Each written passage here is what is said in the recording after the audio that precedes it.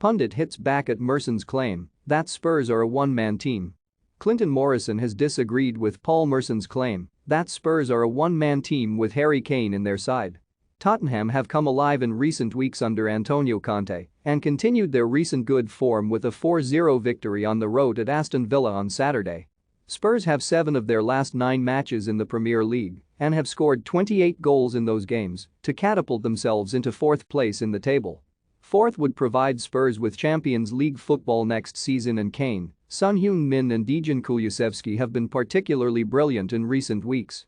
However, Merson claimed in his Sky Sports column last week that Spurs are a one-man team and that without Kane they wouldn't be where they are in the league.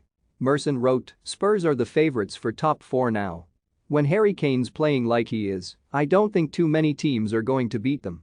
I saw him go to the Etihad and rip Manchester City apart. I saw him rip West Ham apart, I saw him rip Newcastle apart. But you take Kane out of the team, top 4 ain't happening for Spurs. It's as simple as that. When he doesn't turn up at Burnley away, they get beaten. Tottenham are a one-man team, and that's not being disrespectful. You could have a Ferrari, but without an engine in the car it ain't working. He's the all-round package, and that's why he's the best centre forward in the world, and I've said it for a long time." When Morrison and Jeff Stelling questioned his comments on Sky Sports News' Soccer Saturday show, Merson said, "Son and Kulusevski play when Kane plays. If Kane doesn't turn up, the other two aren't playing, believe me. If Son's making runs, then who's finding him?" Morrison hit back, "If Son don't make the runs, then how is Kane going to find him? Who has to make that run behind?"